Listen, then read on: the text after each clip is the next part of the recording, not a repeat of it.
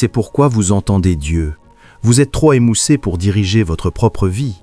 Il est dit qu'il n'est pas donné à l'homme qui marche de diriger ses pas. Votre cerveau peut faire de la physique et de la chimie, pas de la vie. L'algorithme de la vie est plus complexe que la physique.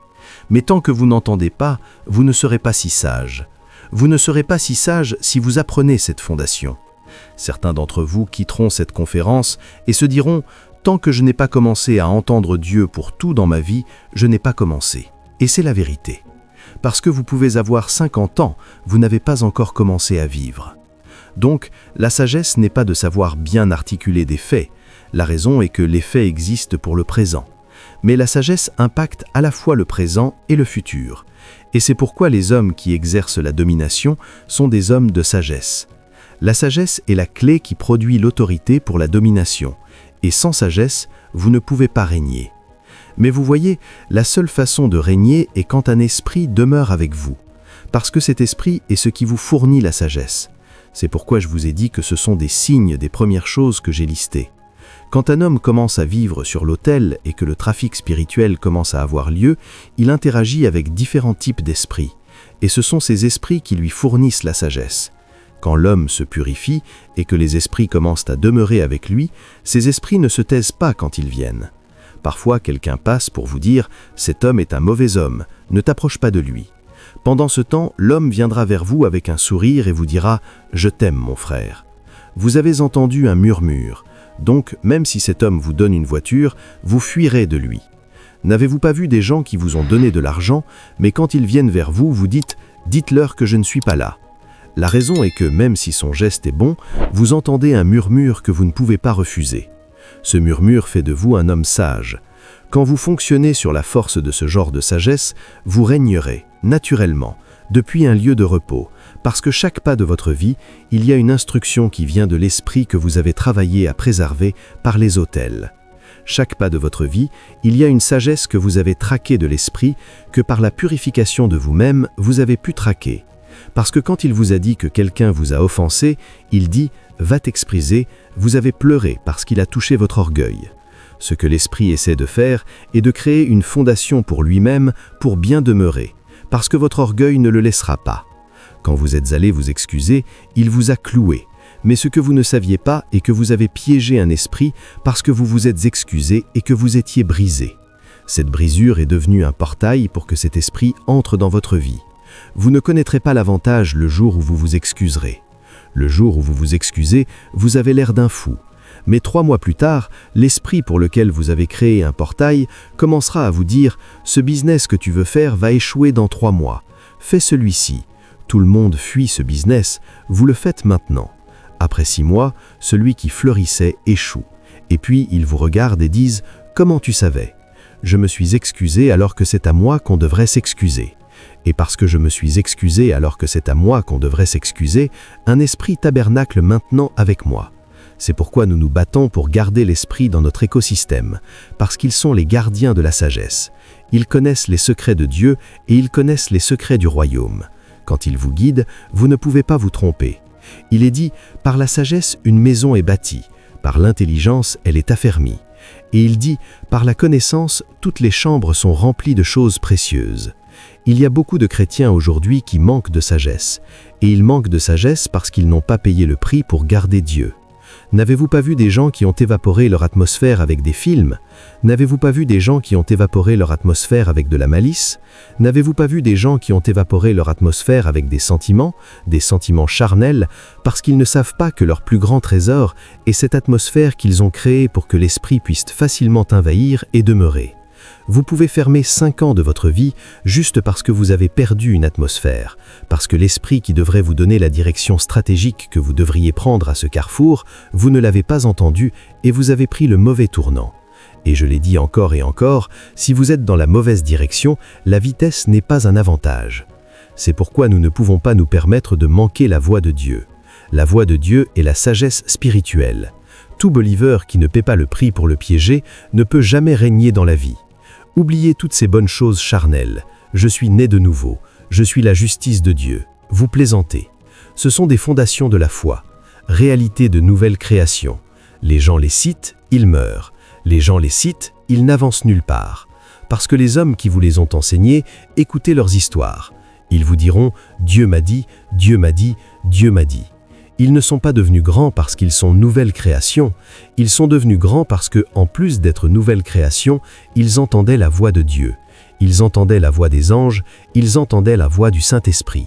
Vous êtes là à citer vos pères, à citer les pères de la foi, et vous n'avez pas le genre d'expérience écrite qu'ils ont dans l'esprit, et vous pensez que vous pouvez leur succéder. Nous plaisantons. C'est pourquoi nous payons le prix pour piéger la voix de Dieu. Et vous ne pouvez pas piéger la voix de Dieu, à moins que Dieu soit dans votre écosystème. Vous voulez régner dans la vie, il doit y avoir une ascension. Les hommes qui règnent ne règnent pas du même plan. La Bible dit, sans aucune contradiction, le moindre est béni par le meilleur. Cela signifie qu'un piéton plus élevé dans l'esprit vous donne un avantage. Trop de gens sont au sol, essayant de se battre au sol, vous serez désavantagés. C'est pourquoi ceux qui règnent dans la vie comprennent la technologie de la vivification. Parce que si vous n'êtes pas vivifié, vous ne pouvez pas ascensionner. Et si vous ne pouvez pas ascensionner, vous ne pouvez pas apporter la domination à un territoire. C'est pourquoi à chaque fois qu'il y a de domination, il y a le mot montagne. Sur le mont Sion, il y a de la délivrance. Seuls ceux qui montent haut sont capables d'établir la domination. Et pour que vous montiez haut, vous devez maîtriser la technologie de la vivification. Mais le problème, la plupart du temps, est que notre génération est assiégée. Ils ont dit de déposer tout péché et tout poids qui vous assiège facilement, parce qu'il y a trop de poids qui empêche votre ascension. Aujourd'hui, vous trouvez quelqu'un qui prie pendant 4 heures, mais le commérage et la malice font encore naturellement partie de lui. Et donc, même s'il a essayé du matin au soir, il est lourd, il ne peut pas voler.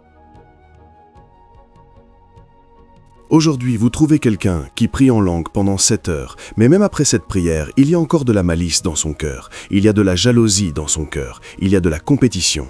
Quand vous priez soigneusement, la raison pour laquelle il prie pendant 7 heures est parce que le frère avec qui il a commencé hier, imaginez, ils l'ont invité pour 3 réunions ce mois-ci, et moi qu'il voit n'ai pas été invité, et les gens le regardent comme si le ministère ne marche pas, donc il est allé gaspiller son temps sur l'autel en essayant de concurrencer quelqu'un que Dieu élève, et pendant qu'il est encore sur cet autel, le poids qu'il porte dans son cœur le tire vers le bas. Chaque fois qu'un homme veut voler, il doit être léger. Si vous n'êtes pas léger, vous ne pouvez jamais ascensionner. Je dis cela pour que vous sachiez les choses qui comptent. Quand vous voyez des hommes exercer la domination, il y a des choses qu'ils savent. La raison pour laquelle nous pardonnons rapidement n'est pas parce que le pardon est facile, mais nous avons un voyage. Et si nous ne pardonnons pas, ces choses entraveront notre voyage. J'ai un objectif pour les 2 prochaines années. C'est pourquoi je ne peux pas me permettre de te mettre dans mon cœur, peu importe comment tu m'offenses. Certaines personnes sont trop déraisonnables pour être pardonnées. Mais je serai raisonnable pour les pardonner, parce que j'ai un voyage. Si je mets ce poids dans mon cœur, cela m'empêchera d'aller là où je vais. Je vous dis pourquoi nous faisons beaucoup de choses, et à la fin du jour, nous avons peu de résultats et nous ne pouvons pas régner. Quand les démons viennent, ils savent que vous priez en langue, mais ils amènent des gens qui vous offensent de plus en plus. Et puis vous venez du lieu de prière. Vous avez cette personne sur le côté droit de votre cœur, vous avez cette autre sur le côté gauche de votre cœur, vous avez l'autre au milieu de votre cœur. Donc votre entreprise de prière pendant 1 an est inutile. Le diable ne peut pas vous empêcher de prier parce qu'il y a un pasteur qui insiste pour que vous priez. Et parce qu'il ne peut pas décourager ce pasteur de vous arrêter de prier, il vous fera porter beaucoup de gens dans votre cœur dont le pasteur n'est pas au courant. Et vous priez, mais vous n'ascensionnez jamais. Et puis vous finissez par vous congratuler pour le nombre d'heures que vous avez pu prier. La question est, quelle est la hauteur à laquelle vous avez ascensionné la dernière fois que vous avez prié ? Parce que quand les pères d'autrefois priaient, ils voyageaient dans l'esprit. Il a dit « J'étais dans l'esprit le jour du Seigneur, et j'ai entendu un son comme d'une trompette, et il me dit « Monte ici ». Parce que seuls ceux qui sont en haut peuvent régner sur la terre. Ce n'est pas ce que vous entendez dans une conférence, ce sont les voyages que vous faites avec les esprits de Dieu qui déterminent la profondeur de sagesse que vous pouvez communiquer. Il y en a beaucoup parmi vous ici à qui Dieu a dit avant de jeûner et prier de 12 heures à 15 heures, et vous avez pensé que c'était une blague. Ce n'est pas une question de religiosité. Votre cœur est plein de débris.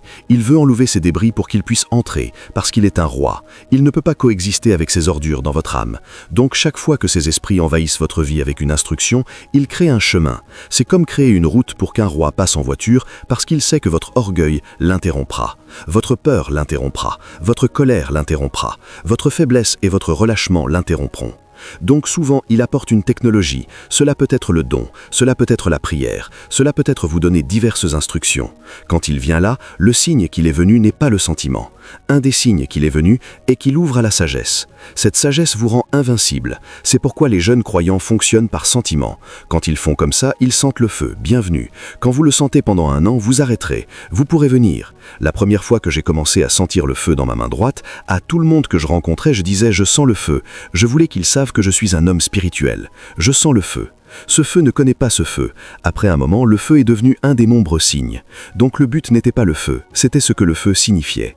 Donc si je suis dans une réunion et que je le sens, je sais que je peux lâcher le micro et dire « Seigneur, touche maintenant ».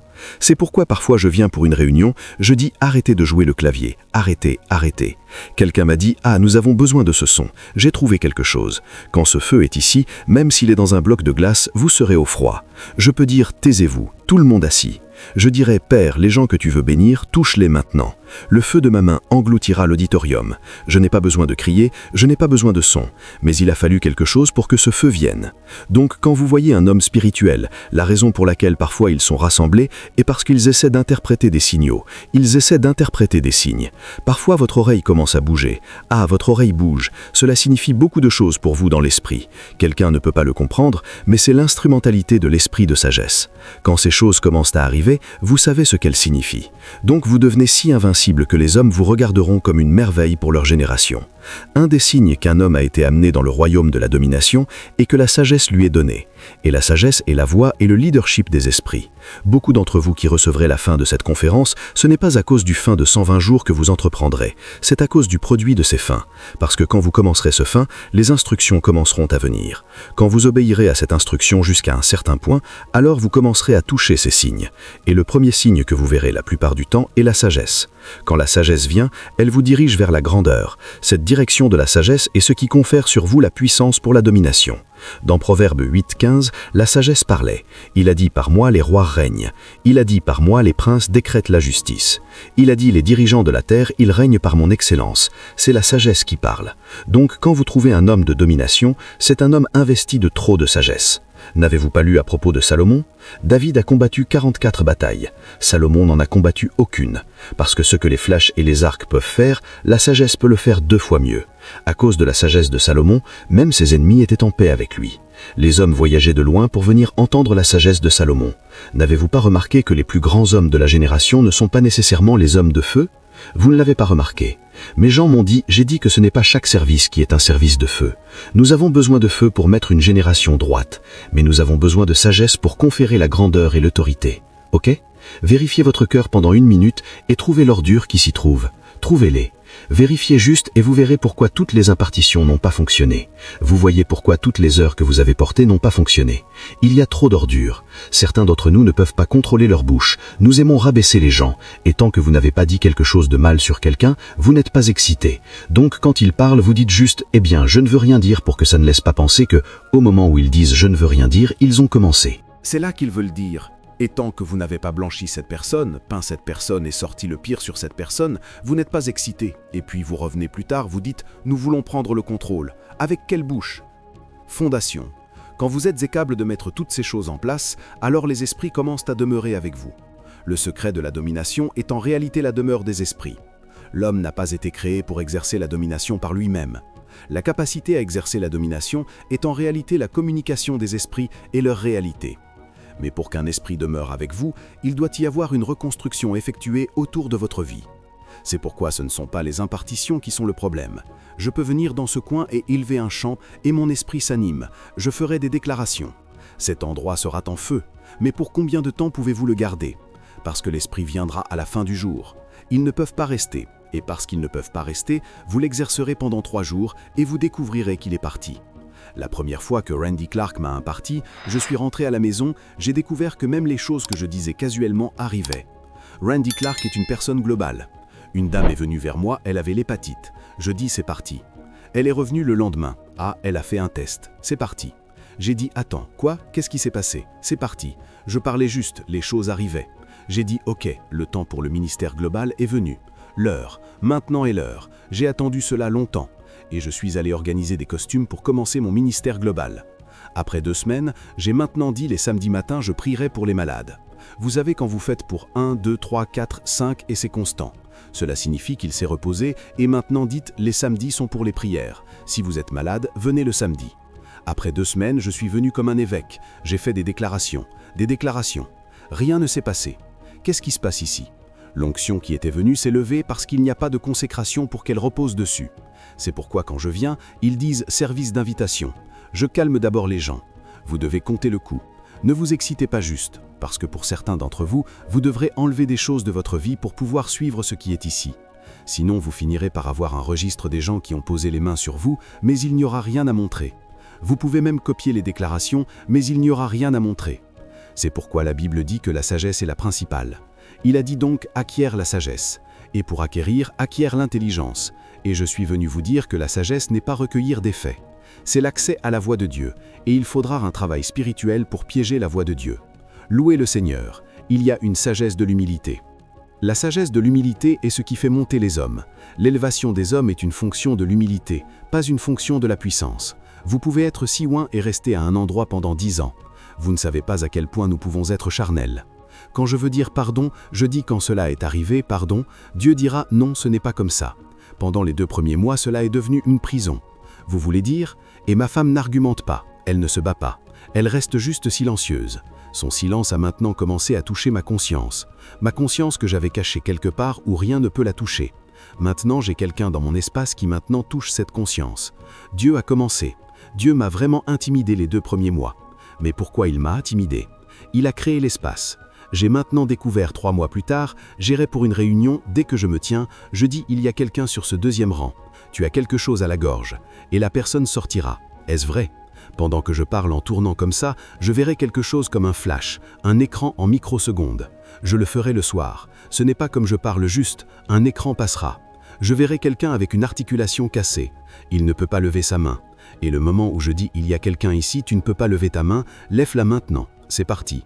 Je ne savais pas que ces 2 mois où j'étais reconstruit, des esprits venaient demeurer. C'est quand je suis sorti que j'ai vu la manifestation. Maintenant, parce que ces esprits ont commencé à demeurer, la sagesse est venue. En 10 mois de mariage, les choses qui sont arrivées dans ma vie sont plus que les 10 dernières années de ma vie. Parce que quand cet esprit de sagesse vient, c'est ces esprits qui m'ont dit « va à Abuja ». Ah, va à Abuja et faire quoi? Comment je commence à Abuja? Dès que je suis venu, chaque pas par le chemin, ils me guidaient. Quand nous avons commencé à Abuja, chaque baie qu'ils apportaient était en millions. Ce n'est pas 1, ce n'est pas 2, ce n'est pas 3, ce n'est pas 4, ce n'est pas 5 millions. Vous voyez baie de 12 millions, 32 millions. Ah, qu'est-ce qui se passe ici? Je voulais retourner à Sokoto, parce que le nord est facile pour moi. Mais cet esprit, je m'allongerai et dirai « parle s'il te plaît, tu parleras ». Quelqu'un viendra juste pour l'étude biblique et dira « prends 8 000 $, parce que tu as dit quelque chose que l'esprit t'a dit ». L'esprit dira « vas ici ». Je me lèverai et j'irai. Dès que tu y vas, quelqu'un qui est venu dira « je ne pouvais pas dormir. Dieu a dit que je dois venir pour cette réunion ». Et quand tu viens, il te donnera une enveloppe. Tu penses que c'est les habituels 50 000 qu'il te donnait. Quand tu l'ouvres, tu vois maintenant que c'est une autre monnaie. Ce moment, tu le prends de ton officier de protocole et le mets dans ta... Le protocole peut porter iPad avec toi. Tu le mettras ici parce que tu ne l'ouvres pas en public. Quand tu vas au hôtel, tu dis « ferme la porte », tu veux t'agenouiller et prier. Quand ils ferment la porte, ils diront « qu'est-ce qui se passe ici ?» Quelque chose a changé. La domination est venue, parce que les murmures de l'esprit ont commencé. Et quand ces murmures commencent, il vous prendra de nulle part à quelque part. Il vous élèvera d'une personne à une personne, parce que votre vie devient une carte que vous tracez. Chaque pas que vous prenez est une carte vers la grandeur, parce que la sagesse n'est pas le rassemblement de faits dans votre cieux. C'est le leadership de l'esprit que vous pouvez maintenant entendre sa voix. Dans Ecclésiaste 7, verset 12, il dit que la sagesse est une défense. Ce n'est pas une question d'information. Il dit que c'est une défense, et il dit « l'excellence de la connaissance donne la vie ». La dimension de la vie qui produit la domination est un produit des murmures. Il y a beaucoup de gens qui sont bloqués dans la vie parce qu'ils n'entendent pas les esprits. La raison est que quand les esprits venaient autour d'eux et les troublent chaque nuit pour ériger un autel, ils voulaient dormir. Ils ne savaient pas que ces chemins de puissance deviendraient des passages par lesquels ces esprits envahiraient leur écosystème. Ces hommes ne savaient pas quand l'esprit venait et disait non, ils étaient silencieux et ils disaient « garde le silence, ne parle pas ». Vous dites « non, je dois me défendre, je ne garde jamais le silence ». Cet homme, je n'ai jamais votre tête, parce que quand cet esprit dit « garde le silence », ce qu'il essaie de faire est de creuser dans votre âme.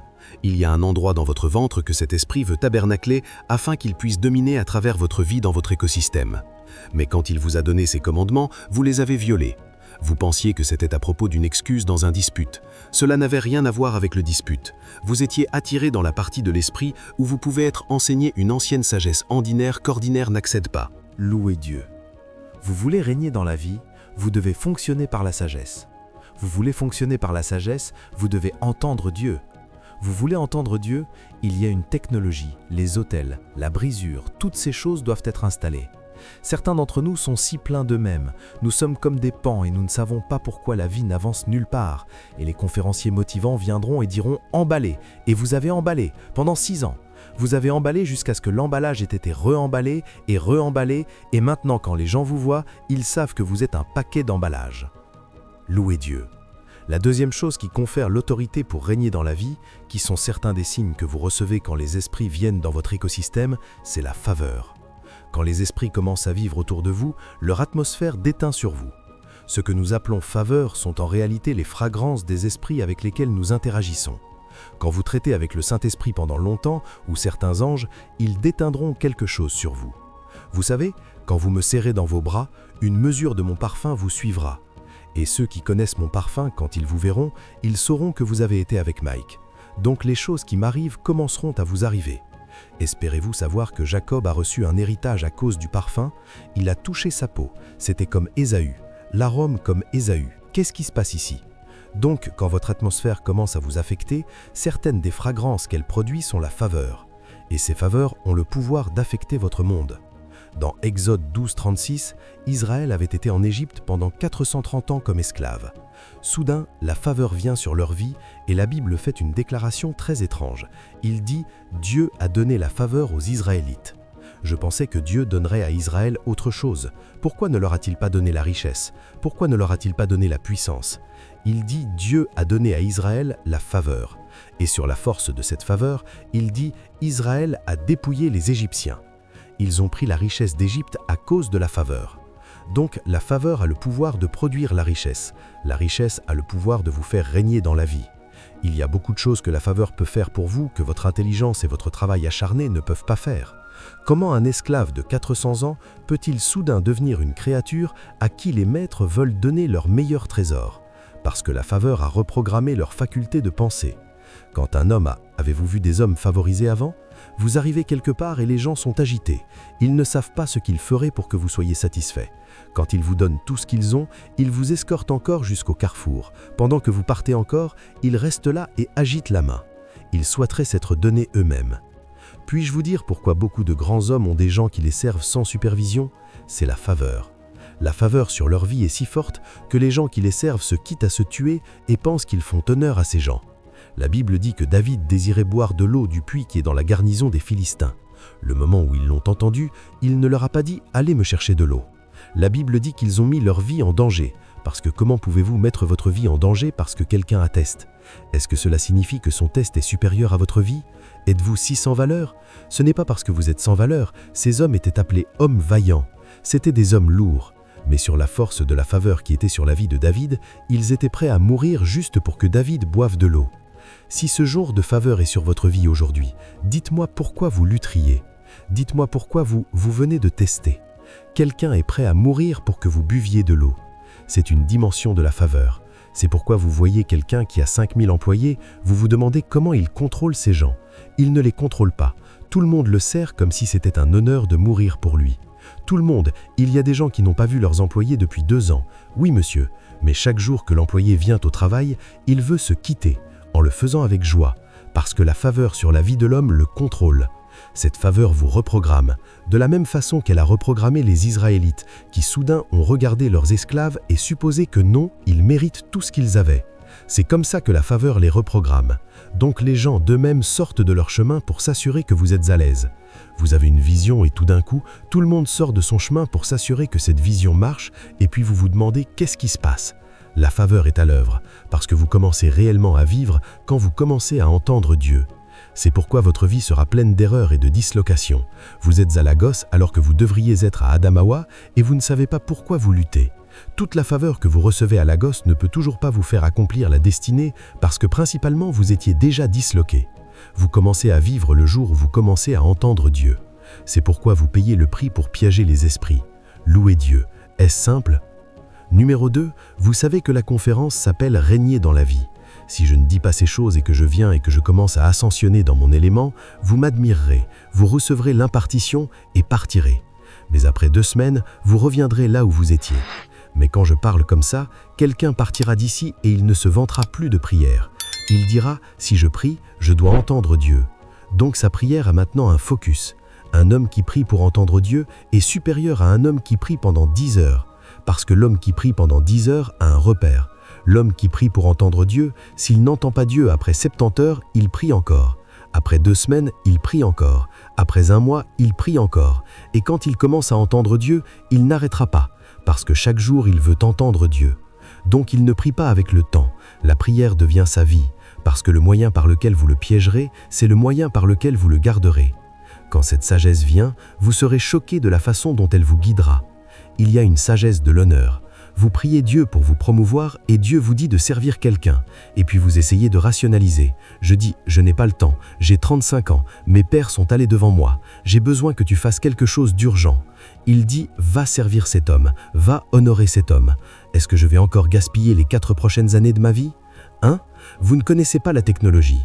Quand la main de Dieu vient sur vous, vous dépasserez les chars d'Aéab. Mais ce que vous devez faire pour le provoquer, c'est ce qu'il vous dit. Parce que ce que cet homme a déjà, Dieu ne l'apportera pas du ciel. Il le transférera de cet homme à vous. Donc il vous dit, va là-bas et honore-le. Si tu l'honores, qu'il le veuille ou non, tu le recevras. Parce qu'il y a une façon de prendre quelque chose d'un homme, qu'il le veuille ou non. Espérez-vous savoir que Élie ne voulait jamais donner le manteau à Élisée, mais Élisée avait trop honoré Élie que quand Élie partait, le tourbillon a soufflé le manteau en bas. Tu ne peux pas l'emmener nulle part. Un homme qui t'honore est au sol, tu ne peux que le bénir.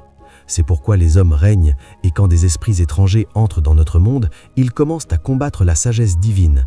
Et donc nous avons une génération sans Dieu, une génération irrévérentielle, des gens au Ghana qui pensent qu'ils ont la révélation de l'écriture et parlent contre les autorités, parlent contre les puissances et ne savent pas qu'ils court-circuitent leurs possibilités, parce que la sagesse manque. Il y a une sagesse du don dans ce royaume. Vous n'avez rien, vous économisez de l'argent pour votre loyer. Votre loyer est 400 000. Vous avez économisé 50 000 en 6 mois. Et vous venez quelque part et dites « donnez-le à cette personne ». Et puis vous dites « quoi? Ce que j'ai économisé en 6 mois? J'ai 4 mois jusqu'à la deadline. Mon propriétaire va bientôt venir. Il dit « qu'est-ce que tu veux que je sois debout ?» C'est une sagesse à l'œuvre. Il dit « donne une portion à 7, donne une portion à 8. Tu ne sais pas le mal qui viendra sur la terre. Le matin, sème ta semence. Le soir, ne retiens pas ta main. » C'est une technologie supérieure à votre royaume. Je ne parle pas de dons zélés, je parle d'hommes qui connaissent la voix de Dieu. Et vous entrez dans un endroit et il vous dit « lâche-le » et vous lâchez. Et vous sortez et en 1 semaine, vous obtiendrez ce que vous n'avez pas obtenu en 6 mois et puis vous vous demandez comment cela est arrivé. Parce que quand vous obéissez à la voix de Dieu, il reprogramme la nature à votre avantage. C'est pourquoi j'ai dit « tu ne sais pas le mal qui viendra sur la terre ». Cela signifie que même la terre n'a plus le pouvoir de vous arrêter. Si la terre décide de vous faire échouer, vous réussirez quand même. Mais la sagesse ne s'obtient pas juste en lisant un livre. Dans les temps anciens, quand on appelait l'homme sage ou quand on appelait quelqu'un un homme sage, c'était sa capacité à regarder dans le royaume spirituel. Donc Nebuchadnezzar a eu un rêve et il a dit de rassembler tous les sages de Babylone. Ce n'est pas venir lire un livre et donner un discours. Si c'était à propos de discours, les politiciens auraient été les plus sages. Mais nous découvrons que quand ils entrent en fonction, ils sont stupides. Ils n'ont même pas d'idée des problèmes de la société. Ils sont juste venus piller l'argent et partir. Pendant ce temps, les meilleurs discours du monde ont été donnés par des politiciens. Ils les ont chroniqués comme ça et les délivrés. Mais la sagesse n'est pas à propos de ce que vous dites, c'est à propos de l'esprit qui vous parle et l'impact de ces déclarations. C'est pourquoi j'ai dit que la sagesse est justifiée par ses enfants. Et donc, quand Nebuchadnezzar a appelé les sages d'autrefois, il ne les a pas appelés pour délivrer un discours. Il leur a dit « J'ai eu un rêve, c'est le rêve que j'ai eu. Si vous êtes incapable de me dire le rêve, je saurai que vous pouvez l'interpréter. » Maintenant, ce n'est pas un discours, et vous n'avez pas dormi avec lui. Et même si vous avez dormi dans le même lit que lui, vous n'allez pas aller là où il est allé dans son rêve. Donc pour être un sage, vous devez avoir besoin d'un esprit qui murmure à vos oreilles. Donc la sagesse est donc les esprits qui vous parlent, l'impact qu'il produit. Et donc personne ne pouvait, Daniel lui a dit, donnez-vous du temps. Il y a un Dieu au ciel qui révèle les secrets. Et quand Daniel est allé, la Bible dit que le rêve a été donné à Daniel. L'interprétation du rêve a été donnée à Daniel par vision nocturne. Et quand il s'est présenté le lendemain matin, il nous a montré ce que cela signifie d'être un sage. Et il a dit « Ô roi, c'est le rêve que tu as eu ». Maintenant, quand quelqu'un vient vers vous et vous dit « c'est le rêve que tu as eu », et il vous dit que vous étiez nu, c'est comme ça que vous exercez la domination. Vous exercez la domination en accédant à ce que les autres ne peuvent pas accéder. Et la seule façon d'y accéder est de faire contact avec un esprit qui héberge ces dimensions. Et donc, quand il lui a donné le rêve, il a interprété le rêve. Instantanément, le roi s'est agenouillé pour qu'il le bénisse. Donc, quand un homme bénit un roi, il règne. Mais ce qui confère ce niveau d'autorité est la sagesse. 90 à 99% des chrétiens aujourd'hui n'ont pas accès au royaume de la sagesse, parce qu'ils n'ont pas accès au royaume de la voix de Dieu. Quand vous leur demandez autour des grandes décisions de leur vie, y compris les spirituels qui sont dans le ministère, chaque pas qu'ils ont pris est issu d'assomptions, de présomptions et de présuppositions. Quelqu'un l'a dit, ils sentent que ceci est mieux que cela. Donc vous trouvez des croyants essayant de peser les alternatives. Quelqu'un veut se marier, un banquier vient et un charpentier vient. Et ils disent bien, le salaire du banquier est plus élevé. Mais parce qu'il ne peut pas entendre la voix de son esprit, il ne peut pas voir demain. Et il finit par épouser un banquier dont l'espérance de vie est 5 ans. Et le charpentier qu'il rejette aujourd'hui, 5 ans plus tard, est censé devenir millionnaire et il a une espérance de vie de 70 ans. Comment sauriez-vous ? Et je ne dis pas que les banquiers vont mourir. C'est pourquoi quand vous allez chez nos pères, ceux qui mènent cette génération, allez à leur réunion. Vous découvrirez que la première chose que vous identifierez est la sagesse. Comment ils sont capables de gérer leurs employés, 2000 employés, tout le monde court comme s'ils veulent se tuer, comme si l'homme les regarde, c'est la sagesse à l'œuvre. Les édifices qu'ils construisent, comment ils les ont obtenus, c'est la sagesse à l'œuvre. Vous entrez dans l'auditorium, 50 000, ils ont 3 services. Qu'est-ce que vous voulez dire? Qu'est-ce que vous dites à ces gens? Pourquoi viennent-ils? Il y a une technologie. L'esprit leur a dit des choses qu'ils ont faites, et tant qu'ils continuent à faire ces choses, les hommes ne peuvent que venir. J'ai étudié la vie de Bishop et j'étais émerveillé. Un homme a quitté la ville, l'église dans la ville était 10 000, il a fermé la porte et est allé dans une forêt, et dans la forêt, il a construit 50 000. Et ils ont 4 services. Les gens viennent, la dernière fois que je suis allé à Canaland, j'ai dit quoi? Je ne suis pas allé un dimanche parce que j'ai été retenu. Et j'ai commencé à me demander le genre de douleur que les gens traversent pour assister au service là-bas. Pendant ce temps, ils font la prière du matin à 6 heures et des milliers de gens défient toutes sortes de douleurs pour être là. Combien d'entre vous se sont réveillés à 6 heures dans les 2 derniers mois? Ces gens se réveillent parfois à 4h30 juste pour venir là-bas. Ce qui se passe est la sagesse à l'œuvre. Il y a beaucoup de gens qui ressuscitent les morts aujourd'hui que personne ne sait qu'ils existent, parce qu'ils ont la puissance, mais ils n'ont pas la sagesse. Quand un homme veut régner, il doit payer le prix pour venir dans le royaume où les esprits lui parlent. Si le Saint-Esprit ne vous ministre pas, les anges ne vous rendent ministère, vous êtes en trouble dans cette vie. Vous échouerez. C'est pourquoi j'ai pris le temps d'expliquer 3 des 12 choses qui piègent les esprits. Dans la vie de l'homme. Les autels. Quand nous prions, ce n'est pas une religion. Nous insistons que quelque chose arrive à notre écosystème. Il y a trop de gens dont le royaume est silencieux. Il n'y a pas de voix là-bas. Et c'est pourquoi ils ne savent pas quoi faire. Mais quand un homme commence à fonctionner par la sagesse, il commence à régner. Dans Ecclésiaste 10:15, il dit « Le travail des insensés les fatigue, car ils ne savent pas aller à la ville ». Que vous travaillez ne signifie pas que vous réussirez, sauf si l'ingrédient de la sagesse y est ajouté. Parce que régner dans la vie est un produit de sagesse. Ce n'est pas juste le feu. Donc ce que l'homme a fait dans sa chute a été de renoncer son autorité pour fournir la garde sur la terre au diable. Louez le Seigneur. Le moment où il a été détaché d'Éden, il ne pouvait plus régner sur la terre parce que son esprit était mort. Cependant, à cause de la bienveillance de Dieu, il a commencé à réinstaurer de nouvelles technologies pour aider l'homme à régner sur la terre. Et ces technologies sont les choses que nous considérons pour régner dans la vie. Si vous ne comprenez pas et ne maîtrisez pas ces technologies, vous ne pourrez pas régner dans la vie. Si nous vivions à Éden, nous aurions régné sur la terre par défaut.